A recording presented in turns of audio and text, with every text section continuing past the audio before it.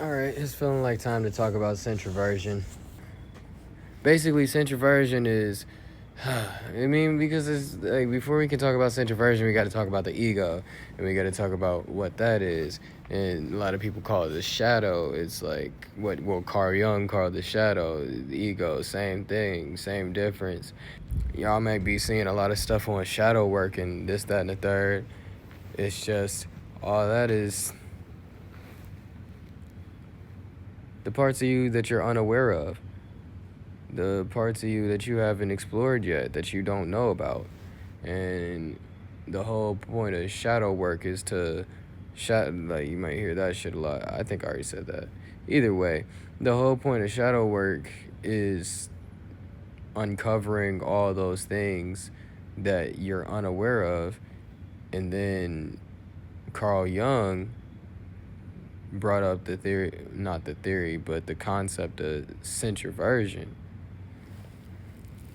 And told us all we should integrate our shadow, bring it into us. If you really think about it, he's right, because you're just bringing in the parts of yourself, other parts of yourself that you haven't integrated with yourself, that you haven't been exploring, that you don't use, that the parts of yourself that you repress, and you're bringing them to light and putting them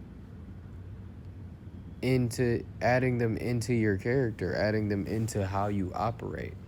At least I feel it's really important. I feel that's really important. It's just a thing about being authentic, being your real self. And then if you bring enlightenment into the mix, if you bring in working through your demons into the mix, you realize once you start integrating your shadow, that's what gets rid of all of your demons. That's what stops all of your bad habits, everything that's hurting you, everything that you're using to kill yourself. Everything that you're degrading your health with. None of that would be a thing if you were integrated with your shadow. And your shadow isn't the evil parts of you or nothing like that. For anybody who, I don't know, I try to make stuff beginner friendly because some people don't know any of what I'm talking about. But usually I expect most people to come into things with a certain level of knowledge, but nah, man. But still, no. It's just, you take those parts of yourself and you merge them with the rest of yourself, and you become a whole person. And then you realize all the parts of you that weren't you start to fall away. Your addictions, your pride, your vices, your need to hurt people. Well, not need, but it feels like a need. Your compulsion to hurt people. It all just goes away. Your malice towards other human beings, because you don't feel malice towards anybody, because you don't feel malice towards yourself. And it's like, what you need to understand is hurt people. And that's the main reason for all of it. So if you're not hurting, if you healed your hurt, if you stopped what was ailing you, one, you could, for one, there's a hummingbird on this screen I'm looking at, bro, but for one, you heal your hurt and stop what's ailing you, it frees you up and you feel better. Then two, you feel better and you stop taking it out on others and stop hurting others. And then three, you start to notice others' pain and start having a sense of care and compassion, and then even a sense of responsibility for, not for others, but to help others.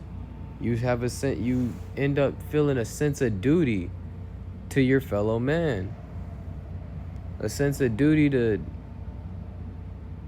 help them heal their pain. But no one can save anybody. You have to save yourself. All you can do is, you can lead a horse to water, but you can't make it drink. That's all it really is. Just lead them. You can lead them to that water. And then when they're ready to take a sip, they'll take a sip. And all the while they're screaming and crying and upset that they're thirsty, but the water's right in front of them, all you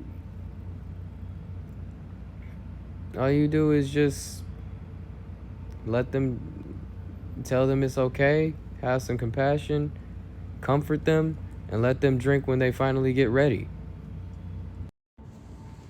Another thing you realize when you heal yourself and when you feel better about yourself and when you get to a certain level, of a high enough sense of self-concept, high enough sense of self-esteem, certain things just don't. Certain things just can't hurt you. Nothing can really hurt you. You get to a certain point where nothing hurts anymore. And it's not because people aren't trying. A lot of the times, it's not because you're not irritated, but it's like you don't have any demons to irritate at that point. Me personally, right now, I got plenty. I got nowhere near as many as I did, but I still got plenty. I'm still very susceptible. That's why protecting yourself is important. That's why I have to protect myself in a lot of ways, but at the same time, I don't. And I don't protect myself in a lot of ways because feeling that pain is how you get through it. Feeling that, don't take that as ironclad advice because that can break you. That can literally undo a person. It's very possible. But at the same time, it's not possible if you don't let it be possible. Because one thing I need to drill into every single human being I see is you are limitless and nothing is impossible for you. And bro, it's like, I don't even want to quote Henry Ford right now because everybody quoting it. It feels so cliche at this point. But like this one lady said in this Hallmark movie, cliches are just truths that people are tired of hearing. And Henry Ford said, whether you think you can or think you can't, you're right. Because that's just how things work. That's just where we are under the sun, bro. So, shit, for one, believe in yourself. And honestly, belief is weak. Just like I say, confidence, the word confidence lacks confidence. Because if you're saying you confident, why do you even have to say it at that point? But you get to a point in confidence where you don't even say you're confident. I remember I used to say that all the time as a kid. And then I remember a few years ago, I started saying, yeah, no, I am confident. And I was like, oh, I really dropped in confidence. I really lost some self-esteem. So it's like, nah, bro, you just get to a point where you get to a point where nothing affects you anymore. You get to a point where you don't have to prove yourself. You get to a point where you don't have to say anything. You get to a point where nothing anybody says matters, and there's no reason to say anything to anybody. But there's so much reason to speak into people, to serve people, to give. And that's my main mission at this point. I'm not saying I'm fully healed. I'm not saying I'm enlightened or nothing like that, bro.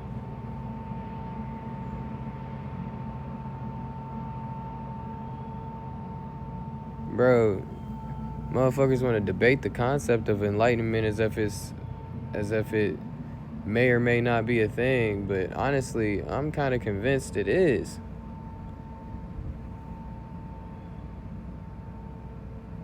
It's just not something to chase. It's not something to try to attain. It's just somewhere you get. The more authentic you are, the closer you are. The more honest with yourself you are. The more you know yourself.